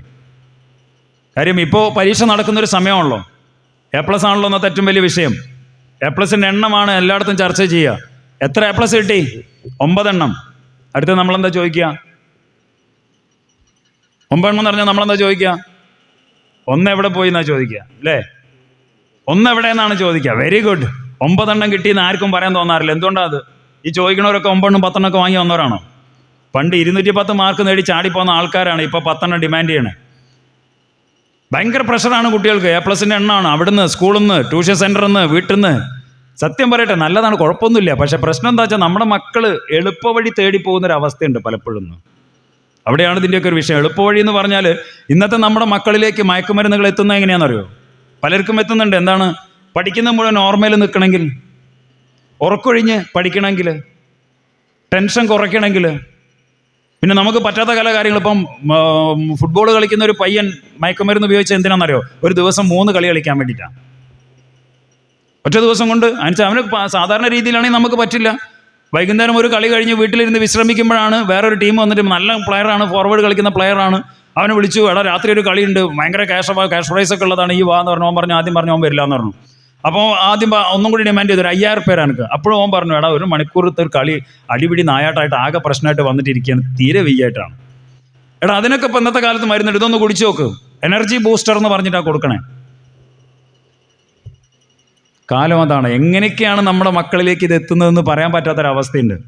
കുട്ടികൾക്കുണ്ടാകുന്ന ശാരീരികമായിട്ടുള്ള ബുദ്ധിമുട്ടുകൾ എന്താ പറയുക, മുതലെടുക്കുന്നൊരവസ്ഥ. എനിക്ക് പനിയാണെന്ന് പറയുമ്പോൾ ഈ മരുന്ന് കുടിച്ചാൽ മതി എന്ന് പറഞ്ഞ് കൂട്ടുകാർ തരുന്ന മരുന്നുകൾ ഉപയോഗിക്കരുത്, വാങ്ങരുതെന്ന് നമ്മുടെ മക്കളോട് പറഞ്ഞു കൊടുക്കുക എന്നുള്ളതാണ്. കാര്യം ഇത് എന്താണെന്ന് നമുക്ക് പോലും പറയാൻ പറ്റാത്തൊരവസ്ഥയുണ്ട്. ഗുളിക കണ്ടാലോ ഏതായാലും നമുക്കൊന്നും പറയാൻ പറ്റാത്തൊരവസ്ഥയുണ്ട് ഇന്നത്തെ കാലത്ത്. സത്യം പറയട്ടെ, 2020 തുടക്കത്തിൽ പരപ്പനങ്ങാടി റേഞ്ചിൽ ഞാൻ ആദ്യമായിട്ട് MDMA കാണുന്നത് ആ പ്രതി പറഞ്ഞിട്ടാണ് ഈ സാധനം MDMA എന്ന് നമുക്ക് മനസ്സിലാണ്. കാരണം നീല കളറും ഓറഞ്ച് നിറത്തിലുള്ള ഗുളികയാണ്, MDMA കണ്ടന്റുള്ള ഗുളികയാണെന്ന് അന്ന് ഞങ്ങൾ പിടിച്ചെടുത്ത പ്രതി പറഞ്ഞപ്പോഴാണ് അപ്പം ഞങ്ങൾ അറിയുന്നത്. ടെസ്റ്റൊക്കെ കഴിഞ്ഞിട്ട് പിന്നെ നമുക്ക് അതിൻ്റെ വിവരം കിട്ടി, അത് വേറെ. ഓൺ ദ സ്പോട്ട് നമ്മൾ അറിയുന്നത് സാധനം ഒറിജിനൽ MDMA നമ്മൾ വേറെ പിടിച്ചു കാണാൻ ശരിക്കുള്ളത്. പക്ഷേ MDMA കണ്ടന്റുള്ള ഗുളിക അതിന് കൂടെ ഉണ്ടായിരുന്ന ഒരു നീല കളറും ഓറഞ്ച് കളറും നിറത്തിൽ നല്ല കളറൊക്കെ ഉള്ള. അപ്പം അതാണ് നമ്മൾ പറയുന്നത്, കുട്ടികളിലേക്ക് ഇത് എങ്ങനെ എത്തുന്നതെന്ന് നമുക്ക് പറയാൻ പറ്റില്ല, അത് ഏതൊക്കെ രീതിയിൽ എന്നുള്ളത്. അവിടെയാണ് ഇതിൻ്റെയൊക്കെ ഒരു വിഷയവും. ഇപ്പോൾ ഒരു പെൺകുട്ടി ഡ്രഗ്സിന് അഡിക്റ്റഡ് ആയ സമയത്ത് അവളെ കൗൺസിലിങ്ങിന് കൊണ്ടുപോകാൻ വേണ്ടിയിട്ട് ഹോസ്റ്റലിൽ നിന്ന് അമ്മയും അച്ഛനും കൂടി കൊണ്ടുവന്ന് കൗൺസിലിങ്ങിനൊക്കെ കൊണ്ടുപോയി അവളോട് ചോദിച്ചു, നിനക്കിതാരാ തന്നേ? അവൾ പറഞ്ഞു, എൻ്റെ ഫ്രണ്ടാ തന്നേ. ഒരു പെൺകുട്ടിക്ക് മയക്കുമരുന്ന് കൊടുക്കുന്ന ഒരു ഫ്രണ്ട് എന്ന് പറയുമ്പോൾ നമ്മുടെ മനസ്സിൽ വരുന്നൊരു ചിത്രം ഒരു ബോയ് ഫ്രണ്ടിൻ്റെയാണ്. സ്വാഭാവികമാണ്, ഒരു പെൺകുട്ടിക്ക് മയക്കുമരുന്ന് കൊടുക്കുന്ന ഫ്രണ്ട്. അതുകൊണ്ടാണ് ചോദിച്ചു അവളോട്, ഗേൾ ഫ്രണ്ടാണോ ബോയ് ഫ്രണ്ടാണോ? അവൾ അപ്പം തന്നെ പറഞ്ഞു ഗേൾ ഫ്രണ്ട് തന്നെയാണ്. എന്തിനാ നിനക്കിത് തന്നേന്ന് പറഞ്ഞപ്പോൾ അവളെന്താ പറഞ്ഞതെന്നറിയോ? എനിക്ക് പീരിയഡ്സ് ആവുന്ന സമയത്ത് എനിക്ക് ഭയങ്കര ബുദ്ധിമുട്ടുണ്ടാകലുണ്ട്, വയറുവേദനയും തലയിറ്റിലും എല്ലാം കൂടി ആയിട്ട് സ്ഥിരമായിട്ട് ഉണ്ടാകാറുണ്ട്. ക്ലാസ്സിൽ വെച്ചിട്ട് എനിക്ക് ഇങ്ങനെ ഒരു ബുദ്ധിമുട്ടുണ്ടായപ്പോൾ എൻ്റെ ക്ലാസ്സിൽ ഞാൻ കിടക്കുന്ന സമയത്ത് എൻ്റെ ഫ്രണ്ട് വന്നിട്ട് എന്നോട് ചോദിച്ചു എന്താ കാര്യം എന്ന്. ഞാൻ അവളോട് കാര്യം പറഞ്ഞു. അപ്പോൾ അവൾ പറഞ്ഞു, ഇതൊക്കെ എല്ലാവർക്കും ഉള്ളതാണ്, അതിങ്ങനെ പറഞ്ഞു നടക്കേണ്ട കാര്യമില്ല, ഇതിനൊക്കെ എത്തത്തെ കാലത്ത് എന്തൊക്കെ മരുന്നുണ്ട്, ഞാൻ ഈ മരുന്നാ കുടിക്കില്ല, ഈ മരുന്നൊന്ന് കുടിച്ചു നോക്കുമെന്ന് പറഞ്ഞിട്ട് അവളുടെ ഫ്രണ്ട് ഒരു മരുന്ന് കൊടുത്തു. ഇവളപ്പം തന്നെ വാങ്ങി കുടിക്കുകയും ചെയ്തു. കുടിച്ചപ്പോൾ അവൾക്ക് നല്ല സുഖം ഉണ്ടായിരുന്നു. അപ്പോൾ പിന്നെ എന്താ ഉണ്ടാവുക, അടുത്ത മാസം അതേ സമയമായപ്പോൾ അവൾ വീണ്ടും അവളുടെ ഫ്രണ്ടിനെ തേടിപ്പോയി, അന്നത്തെ മരുന്ന് കയ്യിലുണ്ടോ. 1-2 തവണ ഉപയോഗിച്ച് കഴിഞ്ഞാൽ പിന്നെ ഈ ഒരു മരുന്നിൻ്റെയൊക്കെ സ്ഥിതി എന്താണെന്ന് അറിയാലോ. കാലം അതാണ്, എങ്ങനെ വരുന്നു എങ്ങനെ ഉപയോഗിക്കുന്നു നമുക്കറിയില്ല. ഇനി ഒരു കാര്യം കൂടി, ലൈംഗികോത്തേജനത്തിന് വേണ്ടി മയക്കുമരുന്ന് ഉപയോഗിക്കുന്നതിൻ്റെ എണ്ണം നമ്മുടെ നാട്ടിൽ പോലും അതിഭീകരമായ രീതിയിൽ വർദ്ധിച്ചു വരുന്നു. ഇന്ന് നമ്മളിപ്പോൾ ഒരു ന്യൂസ് പേപ്പർ എടുക്കുമ്പോൾ, ഒരു TV വാർത്ത കാണുമ്പോൾ ഇഷ്ടംപോലെ വാർത്തകൾ നമ്മൾ കേൾക്കുന്നുണ്ട്. ഭർത്താവിനെയും മക്കളെ ഉപേക്ഷിച്ച് പല പുരുഷന്മാരോടൊപ്പം പോകുന്ന ഭാര്യമാർ, ഭാര്യനെയും മക്കളെ ഉപേക്ഷിച്ച് പല സ്ത്രീകളോടൊപ്പം പോകുന്ന ഭർത്താക്കന്മാർ. സത്യം ചോദിക്കട്ടെ, ഇങ്ങനെയൊരു വാർത്ത ഇന്നിപ്പം നമ്മുടെ മുന്നിൽ വന്നാൽ, നമ്മൾ നോക്കിയൊരു പേപ്പറിൽ നമ്മളിങ്ങനെ ഒരു വാർത്ത വായിച്ചാൽ നിങ്ങളൊക്കെ മനസ്സിലെന്താ ആദ്യം പറയാം? നിങ്ങളെന്നല്ല, നമ്മളെന്താ ആദ്യം പറയാം? ഓനെ കൊണ്ട് പറ്റായിട്ട് ഓള് പോയി അല്ലേ, അല്ലെങ്കിൽ ഓളെ കൊണ്ട് പറ്റായിട്ട് ഓൻ പോയി, അതല്ലേ നമ്മൾ പറയാം സാധാരണ, അല്ലേ? ആണോ? ആണ്. അവിടെ ഭാര്യയും ഭർത്താവും കുട്ടികളും കുടുംബമായിട്ട് ഇത്രയും കാലം ജീവിച്ചു വരുന്ന നമ്മുടെ മനസ്സിൽ പോലും ഇങ്ങനെ ഒരു ചിന്ത വരുന്നത് എന്താണ്? ഇതിനൊരൊറ്റ കാരണം സെക്സ് എന്നുള്ള കാര്യം മാത്രമാണ്. അതുകൊണ്ട് തന്നെ ഇങ്ങനൊരു വാർത്ത കാണുന്ന കേൾക്കുന്ന കല്യാണപ്രായത്തിലേക്ക് എത്തുന്ന യുവതികളുടെ മനസ്സിലൊരു ചിത്രം വരുന്നുണ്ട്. എന്താണെന്നറിയോ? എന്നെ കൊണ്ട് എൻ്റെ ഭാര്യനെ അല്ലെങ്കിൽ ഭർത്താവിനെ തൃപ്തിപ്പെടുത്താൻ പറ്റിയില്ലെങ്കിൽ ഒരാരുടെയും കൂടെ പോകും. അപ്പോൾ പിന്നെന്താ വേണ്ടേ? തൃപ്തിപ്പെടുത്തണം. അതിനെന്താ വേണ്ടേ? ഉത്തേജനം. അതിനെന്താ വേണ്ടേ? നല്ല ഉത്തേജനമാണ് മയക്കുമരുന്ന്. അതാണ് ഞാൻ പറഞ്ഞത്, എങ്ങനെയൊക്കെ നമ്മുടെ നാട്ടിലേക്ക് ഇത് എത്തുന്നു എന്ന് പറയാൻ പറ്റില്ല. അവിടെ ഭാര്യയും ഭർത്താവും 2 ഇൻഡിവിജ്വൽസ് ആണ്, 2 വ്യക്തികൾ. അവർക്കിടയിലുള്ള മാനസിക പ്രശ്നങ്ങൾ ഇതൊന്നും ഒരു ചർച്ചയല്ല. ഒറ്റ കാരണം അതിന് മാത്രമായിട്ട് നമ്മൾ പോലും ഈ രീതിയിൽ കാണുമ്പോൾ നമ്മുടെ കുട്ടികളുടെ അല്ലെങ്കിൽ കല്യാണപ്രായത്തിലേക്ക് എത്തുന്ന യുവതിയുവാക്കളുടെ മനസ്സിലൊരു തെറ്റിദ്ധാരണ വരുന്നു എന്നുള്ളൊരു സത്യം.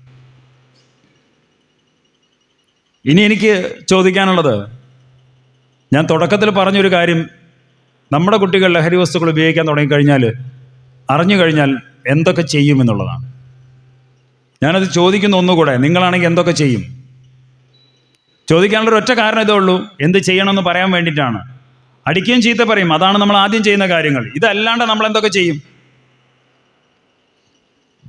എവിടുന്ന് കിട്ടിയെന്ന് ചോദിക്കും, ആരൊക്കെ കൂടെ ഉണ്ടായിരുന്നു എന്ന് ചോദിക്കും, ഇതിൻ്റെ ദുരിതങ്ങൾ പറഞ്ഞു കൊടുക്കും. ഇങ്ങനെയുള്ള കുറേ കാര്യങ്ങൾ, നമ്മൾ ഇഷ്ടംപോലെ കാര്യങ്ങൾ ചെയ്യും. പക്ഷെ എന്താണെന്നറിയില്ല.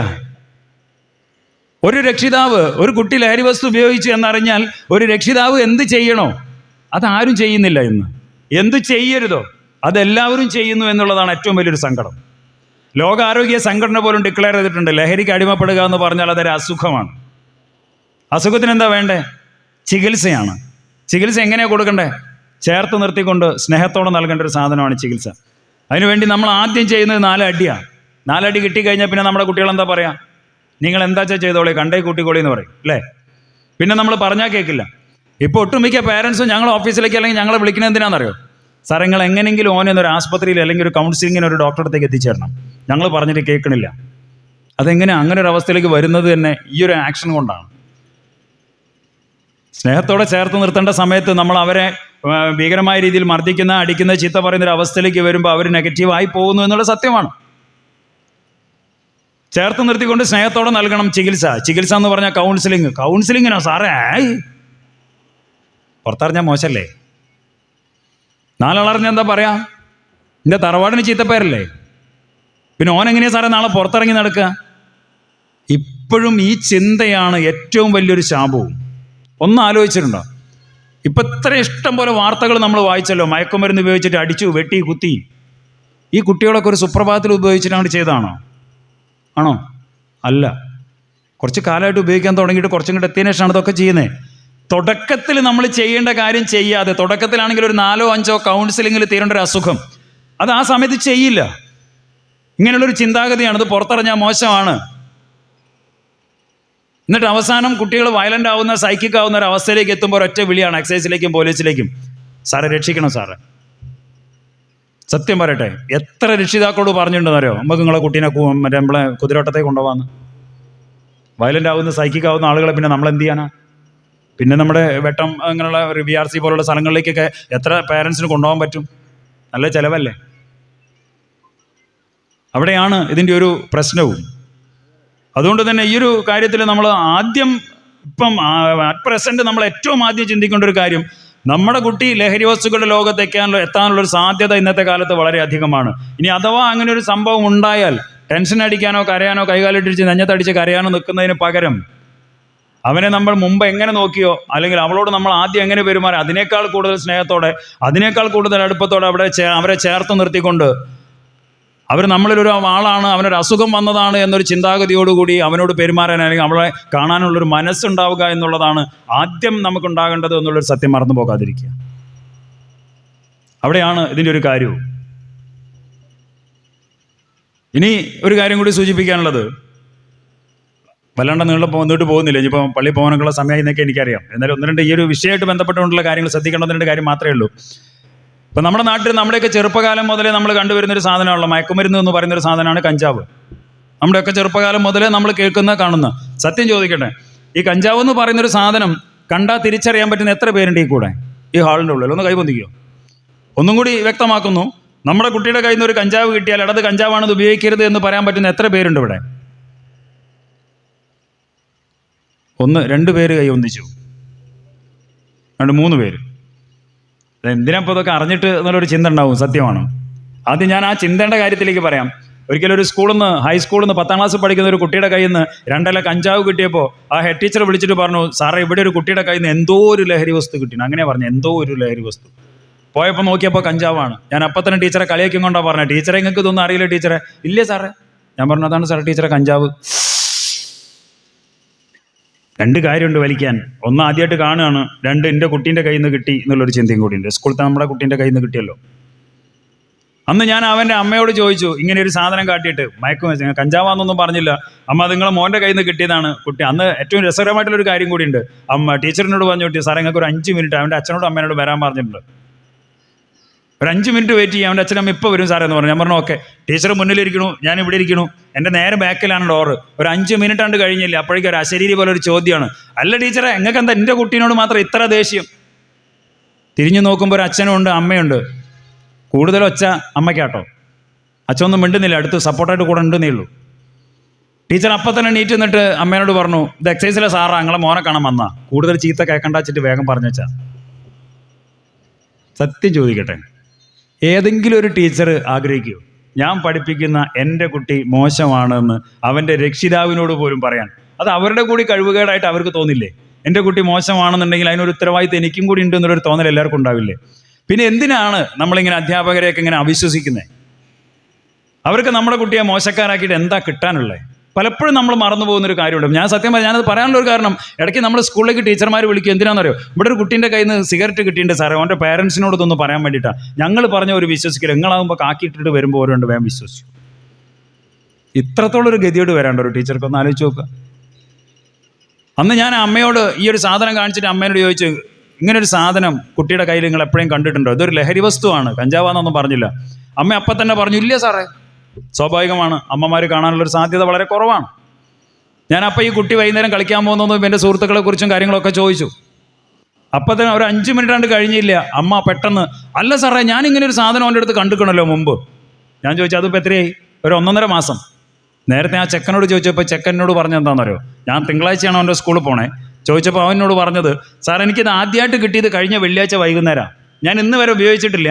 ഇത് ആദ്യമായിട്ട് ഉപയോഗിക്കാൻ വേണ്ടിയിട്ട്, ബാത്റൂമിൽ നിന്ന് ഉപയോഗിക്കാൻ വേണ്ടിയിട്ടാണ് ഞാൻ സ്കൂളിലേക്ക് കൊണ്ടുവന്നത്. കുട്ടീനോട് പറഞ്ഞതാണ്. അമ്മ പറയുന്ന ഒരു 1.5 മാസം മുമ്പ് ഇങ്ങനെ ഒരു സാധനം ഞാൻ കുട്ടീൻ്റെ ബാഗിൽ കണ്ടിട്ടുണ്ട്.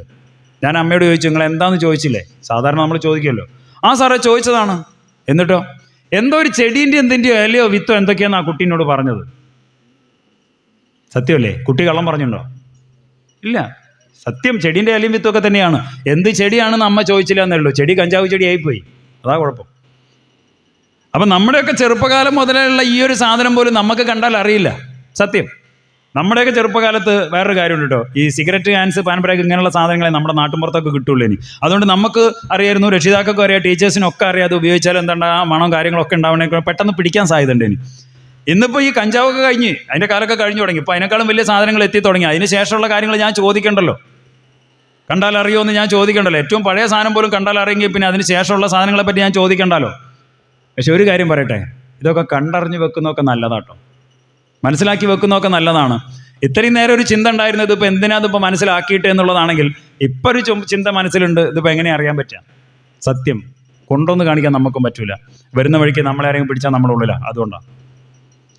പക്ഷെ എങ്ങനെയാ കാണിക്കുക എന്താണെന്നുള്ളതാണ് ചിന്ത എന്നുണ്ടെങ്കിൽ സത്യം ഭയങ്കര രസമാണ് ആ കാര്യം. തൊട്ടപ്പുറത്ത് അടുക്കളയിൽ നിന്ന് നമുക്ക് പരിചയമില്ലാത്തൊരു മണം കിട്ടിയാൽ അപ്പം നമ്മൾ ചോദിക്കും, എന്താണടി അവിടെ ഉണ്ടാക്കണേ? അപ്പോൾ പേരും കിട്ടും. പിന്നെ നമ്മളെന്താ നോക്കുക? യൂട്യൂബ് കൊണ്ടെടുക്കും, റെസിപ്പി തപ്പും. സത്യം. നമുക്കറിയാത്തൊരു ചോദ്യം നമ്മുടെ മകൻ അല്ലെങ്കിൽ മകൾ വന്നിട്ട് നമ്മളോട് ചോദിക്കുമ്പോൾ അപ്പോഴും നമ്മൾ വേഗം, അത് ടീച്ചർമാരാണെങ്കിൽ പോലും ആദ്യം നമ്മൾ തപ്പുക യൂട്യൂബാ അല്ലെങ്കിൽ ഗൂഗിളാ. എന്ത് അറിയാത്ത കാര്യങ്ങൾ നമ്മൾ യൂട്യൂബിലും ഗൂഗിളിലും തപ്പാറുണ്ട്. പക്ഷേ എന്താണെന്നറിയില്ല, തൊട്ട അങ്ങാടിൻ്റെ ഉള്ളിൽ നിന്ന് ഒരു 2 ഗ്രാം MDMA പിടിച്ചു. ഈ സാധനം ഇങ്ങനെ ഉണ്ടാവും, ഇത് എന്താ സാധനം എന്ന് നോക്കാൻ ഇന്നേ വരെ നമുക്ക് തോന്നിയിട്ടില്ല.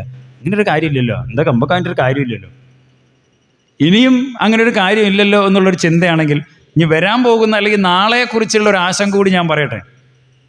ഇന്നിങ്ങനെ എത്തി ഒരു 3-4 കൊല്ലം കൊണ്ട് ഇത്രയും വ്യാപകമായ രീതിയിൽ നമ്മുടെ നാട്ടിൻപുറങ്ങളിൽ ഇങ്ങനെയൊക്കെ ലഹരി വസ്തുക്കൾ എത്തിയെങ്കിൽ നാളെ നമ്മുടെ മക്കൾ നമ്മുടെ മുന്നിലൂടെ പനീൻ്റെ മരുന്നാണ്, വയറ്റുനോക്കിൻ്റെ ഗുളികയാണെന്നൊക്കെ പറഞ്ഞിട്ട് ഇങ്ങനെയുള്ള ഡ്രഗ്സൊക്കെ കൊണ്ടു നടക്കുമ്പോൾ, എടാ കൊല്ലിക്കെട്ടണ്ട എന്നാൽ വെള്ളം കുടിച്ചോ എന്ന് പറഞ്ഞിട്ട് വെള്ളം എടുത്തു കൊടുക്കുക എന്ന് പറഞ്ഞാൽ ഒരു അച്ഛനും അമ്മയ്ക്ക് ഇതിനേക്കാളും വലിയൊരു ഗതികേട് വരാണ്ട.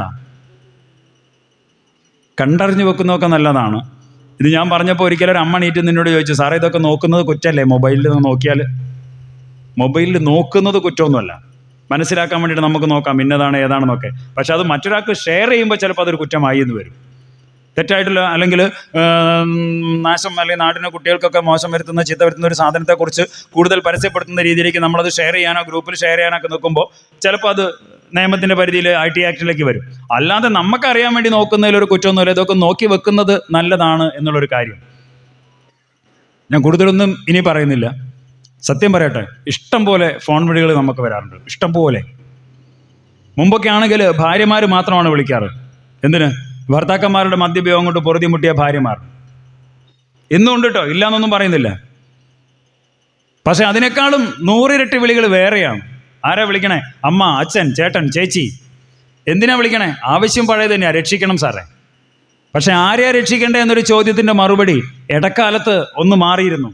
അന്ന് ഓരോ വിളികളിലും എല്ലാവരും ഞങ്ങളോട് ആവശ്യപ്പെട്ടത്, സാറേ ഞങ്ങളുടെ കുട്ടീനെ രക്ഷിക്കണം സാറേ എന്നാണ്. എൻ്റെ മകനെ അല്ലെങ്കിൽ എൻ്റെ മകളെ ലഹരി വസ്തുക്കളുടെ ലോകത്ത് നിന്ന് രക്ഷിക്കണം സാറേ എന്ന് പറഞ്ഞ് കരയുന്ന രക്ഷിതാക്കളായിരുന്നു. ഇപ്പോൾ വിളികളുടെ എണ്ണം വീണ്ടും കൂടി. വിളിക്കുന്നത് അവരൊക്കെ തന്നെയാണ്, അമ്മയും അച്ഛനും ചേട്ടനും ചേച്ചിയൊക്കെ തന്നെയാണ്. ആവശ്യവും പഴയത് തന്നെയാണ്, രക്ഷിക്കണം സാറേ. പക്ഷെ ആരെയാ രക്ഷിക്കേണ്ടെന്നൊരു ചോദ്യത്തിൻ്റെ മറുപടി ഇന്ന് വീണ്ടും മാറിയിട്ടുണ്ട്. ഇപ്പം എല്ലാവരും ആവശ്യപ്പെടുന്നത്, സാറേ ഞങ്ങളെ രക്ഷിക്കണം സാറേ എന്നാണ്. ആരുന്നാ രക്ഷിക്കണ്ടേ? ഞങ്ങളുടെ മക്കളിൽ നിന്ന്. സ്വന്തം മക്കളിൽ നിന്ന് രക്ഷ തേടിക്കൊണ്ട് കരയുന്ന രക്ഷിതാക്കളുടെ നാടായിട്ട് നമ്മുടെ ഈ ഒരു കൊച്ചുനാട് മാറിക്കൊണ്ടിരിക്കുമ്പോൾ ഇതൊന്നും എന്നെ ബാധിക്കുന്ന പ്രശ്നമല്ല, എനിക്ക് പേടിയാണ്, അല്ലെങ്കിൽ ഇതെൻ്റെ നമ്മളിതൊക്കെ ചെയ്യുന്നത് നമ്മുടെ സ്വന്തക്കാരോ ബന്ധുക്കാരൊക്കെയാണ് എന്നുള്ള ചിന്തയൊക്കെ വെച്ചിട്ട് ഇനിയും ഇത്തരം ലഹരിക്കെതിരെ അല്ലെങ്കിൽ ലഹരി എന്ന മഹാവിപത്തിനെതിരെ ഒന്നും ചെയ്യാതെ നോക്കി നിൽക്കാനാണ് ഉദ്ദേശമെങ്കിൽ ഒരൊറ്റ മുന്നറിയിപ്പ് തന്നുകൊണ്ട് ഞാൻ നിർത്തുകയാണ്. പഠിക്കലെത്തിയിട്ടുണ്ട്. കഴിഞ്ഞ 3-4 വർഷം കൊണ്ട് ഇത്രയും മാരകമായ മയക്കുമരുന്നുകൾ നമ്മുടെ നാട്ടിൻപുറങ്ങളിൽ പോലും ഇത്രയും സുലഭമായി എത്തിയിട്ടുണ്ടെങ്കിൽ ചിലപ്പോൾ അത് പടികടന്ന് നമ്മുടെ വീട്ടിൽ എത്തിയിട്ടുണ്ടാവാൻ അറിയാഞ്ഞിട്ടാണ്. എത്തിയിട്ട് കൈകാലിട്ട് അടിച്ച് കരയുന്നതിനേക്കാളും നല്ലത് എത്താതിരിക്കാൻ വേണ്ടത് ചെയ്യുക എന്നുള്ളതാണ്. അതിനെന്താ വേണ്ടതെന്ന് ചോദിച്ചാൽ 3 കാര്യങ്ങളാണ് എനിക്ക് പറയാനുള്ളത്. ഒന്ന്, ഞാൻ നേരത്തെ പറയാതെ പോയൊരു കാര്യമാണ്, നമ്മളാദ്യം ഇത് ഉപയോഗിക്കാതിരിക്കുക എന്നുള്ളത്. നമ്മൾ എന്ത് ലഹരി വസ്തു ഉപയോഗിക്കുന്ന ഒരാളാണെങ്കിലും, അത് ഈവൺ ഒരു മദ്യപിക്കുന്ന ഒരാളാണെങ്കിൽ പോലും, അത് വല്ലപ്പോഴും സാറേ ഓണത്തിനും വിഷുവിനും മാത്രമേ, അല്ലെങ്കിൽ വരുന്ന അങ്ങനെയുള്ള എന്തെങ്കിലും ആഘോഷങ്ങളുടെ സമയത്ത് മാത്രമേ ഉള്ളൂ സാറേ ഞാൻ വല്ലപ്പോഴും 2 അടിക്കുന്നതിന് വലിയ കുഴപ്പമില്ലല്ലോ എന്ന് പറയുമ്പോൾ കുഴപ്പമൊന്നും ഉണ്ടോ ഇല്ല എന്നുള്ളതിനേക്കാൾ ഉപരിയായിട്ട് അത് നിങ്ങളുടെ കുട്ടി അറിഞ്ഞാലുള്ളൊരു വിഷയത്തെക്കുറിച്ച് ഞാൻ പറയട്ടെ. എൻ്റെ മുന്നിൽ വെച്ച് +1 പഠിക്കുന്ന ഒരു പയ്യൻ അവൻ്റെ അച്ഛനോട് ചോദിച്ചിട്ടുണ്ട്, നിങ്ങൾക്ക് കള്ളുടിക്കാന്നുണ്ടെങ്കിൽ ഞാനിത് വെച്ചാൽ എന്താ? അവൻ്റെ കയ്യിൽ നിന്ന് ഹാൻഡ്സ് കിട്ടിയതിനാണ് എന്നെ വിളിച്ചിട്ട് അച്ഛൻ അവരുടെ വീട്ടിൽ കൊണ്ടുപോയത്. എൻ്റെ മുന്നിൽ വെച്ചിട്ട് ഈ പയ്യൻ ചോദിച്ചിട്ടുണ്ട് ഈ അച്ഛനോട്, നിങ്ങൾക്ക് കള്ളുടിക്കാന്നുണ്ടെങ്കിൽ ഞാനിത് വെച്ചാൽ നിങ്ങൾക്ക് എന്താ? മറുപടി പറയേണ്ടി വരും. നമ്മളെപ്പോലെയൊന്നുമല്ല, നമുക്ക് അച്ഛനോടും അമ്മേനോടൊക്കെ ചോദിക്കാൻ പേടിയൊക്കെ ഉണ്ടായിരുന്നു. ഇന്നത്തെ മക്കൾ ചോദിക്കേണ്ട കാര്യങ്ങൾ മുഖത്ത് നോക്കി ചോദിക്കും. ഞങ്ങളും അത് തന്നെയാണ് പറയാറ്, ചോദിക്കന്നെ വേണം ആരായാലും, അതിന് നമ്മളെതിരൊന്നുമില്ല. പക്ഷെ മറുപടി വേണ്ടി പറയേണ്ടി വരും. അത് എന്ത് ലഹരി വസ്തു ആണെങ്കിലും, ഞാൻ എന്തെങ്കിലും ഒരു ലഹരി വസ്തു ഉപയോഗിക്കുന്ന ഒരാളാണെങ്കിൽ എൻ്റെ കുട്ടിയെ ഇത് ഉപയോഗിക്കരുതെന്ന് പറയാൻ ധാർമ്മികമായിട്ട് ഒരു അവകാശമില്ല. അതുകൊണ്ട് തന്നെ ആദ്യം എനിക്ക് പറയുന്നു, നമ്മളാദ്യം ഒന്ന് മാറി നിൽക്കുക, അത് എന്ത് ലഹരിയാണെങ്കിലും. രണ്ടാമത്തത് എനിക്ക് പറയാനുള്ളത്, നേരത്തെ ഞാൻ പറഞ്ഞതാണ്, ഒന്നുകൂടെ ചേർത്ത് നിർത്തുക നമ്മുടെ കുട്ടികളെ. സ്നേഹത്തിൻ്റെതായിട്ടുള്ളൊരു ലഹരി നമ്മുടെ വീടുകളിൽ ഉണ്ടാകട്ടെ എന്നുള്ളത്. തെറ്റിൻ്റെ ലഹരിയിലേക്ക് നമ്മുടെ കുട്ടികൾ പോകുന്നത് പലപ്പോഴും നല്ല ലഹരി, അല്ലെങ്കിൽ നമ്മുടെ വീടുകളിൽ നിന്നും ഇത്തരം നല്ല നല്ല ലഹരികൾ നമുക്ക് കിട്ടാത്തത് കൊണ്ടാണ് എന്നുള്ളൊരു ചിന്ത മനസ്സിൽ വെച്ചുകൊണ്ട് ഇമ്പമുള്ളൊരു കുടുംബമായിട്ട് നമ്മുടെ വീട് മാറാൻ, എൻ്റെ കുട്ടിക്ക് എൻ്റെ വീട്ടിലേക്ക് എപ്പോഴും കയറി വരാനാണ് ഇഷ്ടമെന്ന് പറയുന്ന രക്ഷിതാവായിട്ട് മാറാൻ. കാരണം ഇപ്പോൾ ഒട്ടുമിക്ക രക്ഷിതാക്കൾ നമ്മളോട് പറയുന്നത്, സാറേ ചെക്കന് വീട്ടിലേക്ക് വരാൻ തന്നെ ഇഷ്ടമില്ല എന്നാ. വീട്ടിൽ അവർക്ക് ഇഷ്ടമുള്ള കാര്യങ്ങൾ വീട്ടിലുണ്ടെങ്കിൽ ആർക്കായാലും അങ്ങനെ ഒരു വീട്ടിലേക്ക് കയറി ചെല്ലാൻ ഇഷ്ടമുണ്ടാവും. അതുകൊണ്ട് തന്നെ കുട്ടികൾ കയറി വരാൻ ഇഷ്ടപ്പെടുന്ന ഒരു വീടായിട്ട് നമ്മുടെ വീട് മാറാനുള്ളൊരു ശ്രമം നിങ്ങളുടെ ഭാഗത്തുനിന്ന് ഉണ്ടാവുക എന്നുള്ളത്. മൂന്നാമതായിട്ട് എനിക്ക് പറയാനുള്ളത്, ലഹരിക്കെതിരെ എന്തൊക്കെ ചെയ്യാൻ പറ്റുമോ അതൊക്കെ ചെയ്യുക. ഇപ്പം ഇവിടെ അറ്റ് പ്രസൻറ്റ് നിങ്ങൾക്ക് ആദ്യമായിട്ട് ചെയ്യാനുള്ളത്, ഇനി അടുത്ത ഇതിന് 2ാം ഘട്ടം വരാൻ പോകുന്ന നിങ്ങളുടെ വാർഡ് തലത്തിലുള്ള നിങ്ങളൊരു മീറ്റിംഗാണ്. ആ മീറ്റിങ്ങിലാണെങ്കിൽ പോലും ഇതിനേക്കാൾ കൂടുതൽ ഒരു വാർഡിൽ ഉണ്ടാകുന്ന രീതിയിലേക്ക് കാര്യങ്ങൾ ചെയ്യാൻ നമുക്ക് പറ്റണം. നമ്മൾ അതിൻ്റെ ഒരു അംബാസഡർമാരായിക്കൊണ്ട് നിങ്ങൾ ഓരോരുത്തരും നിങ്ങളടുത്തുള്ള ആളുകളോട് ഇത് പറഞ്ഞുകൊണ്ട് പഞ്ചായത്തിൻ്റെ ഇങ്ങനെയുള്ളൊരു ശ്രമങ്ങൾക്ക് പിന്നിൽ ശക്തി പകരേണ്ടത് എൻ്റെ ആവശ്യമാണ്, എൻ്റെ കുട്ടിയുടെ ആവശ്യമാണ് എന്ന് അറിഞ്ഞുകൊണ്ട് വേണ്ട കാര്യങ്ങൾ അവരോടൊപ്പം നിൽക്കുക. ഞാൻ ഒരിക്കൽ കൂടി പറയുന്നു, സാമ്പത്തികമായിട്ട് നിങ്ങളൊന്നും ചെയ്തില്ലെങ്കിലും കുഴപ്പമൊന്നുമില്ല, സാന്നിധ്യം കൊണ്ടെങ്കിലും ശക്തി പകരേണ്ടത് നമ്മുടെ ആവശ്യമാണെന്നൊരു ചിന്ത നിങ്ങളുടെ ഓരോരുത്തരുടെയും മനസ്സിലുണ്ടാവുക എന്നുള്ളത്. അവിടെ ഒരു കാര്യം ഞങ്ങൾ ഉറപ്പ് തരുന്നു, വിളിക്കുമ്പോൾ വിളിപ്പുറത്തെത്തും എന്നുള്ളൊരു ഉറപ്പൊന്നും ഞാൻ തരുന്നില്ല. സത്യം, വരാൻ പറ്റാറില്ല സത്യം. 10 പഞ്ചായത്തും 2 മുനിസിപ്പാലിറ്റിയുള്ള ഏരിയയിലേക്ക് ഞങ്ങൾ ആകെ 5-10 എക്സൈസുകാർ ഒരൊറ്റ വണ്ടിയുള്ളത്. ഇന്നിപ്പോൾ രാവിലെ ഇങ്ങോട്ട് വരാൻ നിൽക്കുന്ന വണ്ടിയായിട്ട് വരാൻ നിൽക്കുമ്പോഴാണ് പെട്ടെന്ന് ജീപ്പായിട്ട് വേറൊരു കേസിൻ്റെ ഇൻഫർമേഷൻ കിട്ടിയിട്ട് അങ്ങോട്ട് പോകേണ്ടി വന്നത്. ഇപ്പോൾ സാറിൻ്റെ കയ്യിലത്തെ പൈസ എടുത്തിട്ട് എണ്ണയടിച്ചിട്ടാണ് ഞങ്ങളിപ്പോൾ ഒരു വണ്ടി എടുത്തിട്ട് ഇങ്ങോട്ട് പോകുന്നത്. സത്യം. അതുകൊണ്ട് തന്നെ വിളിക്കുമ്പോൾ വിളിപ്പുറത്തെത്തും എന്നുള്ളൊരു ഉറപ്പ് ഞാൻ തരില്ല. പക്ഷെ ഒന്ന് ഞാൻ പറയുന്നു, എത്തിയിരിക്കും, കേട്ടിരിക്കും, വേണ്ട കാര്യങ്ങൾ ചെയ്തിരിക്കും. എക്സൈസ് ഡിപ്പാർട്ട്മെൻറ്റ് നിങ്ങളോടൊപ്പം ഉണ്ടാകുമെന്നുള്ളൊരു ഉറപ്പ് ഈ വേദിയിൽ വെച്ച് എനിക്ക് തരാൻ പറ്റും. ആ ഒരു ഉറപ്പ് ഇവിടെ വെച്ച് നൽകിക്കൊണ്ട് തന്നെ ഇത്രയും നേരം എന്നെ കേട്ടതിന് നന്ദി പറഞ്ഞുകൊണ്ട്, ഇവിടെ ഇങ്ങനെ ഒരു വേദി തന്നതിന് ഇതിൻ്റെ സംഘാടകരോട്, പഞ്ചായത്ത് ഭരണസമിതിയോടും ഒക്കെ തന്നെ ഡിപ്പാർട്ട്മെൻറ്റിൻ്റെ പേരിലും വിമുക്തി മിഷൻ്റെ പേരിലും എൻ്റെ സ്വന്തം പേരിലും ഹൃദയം നിറഞ്ഞ നന്ദി രേഖപ്പെടുത്തിക്കൊണ്ട് ഒരിക്കൽ കൂടി എല്ലാവരോടും നന്ദി പറഞ്ഞുകൊണ്ട് ഞാൻ നിർത്തുന്നു. Thank you.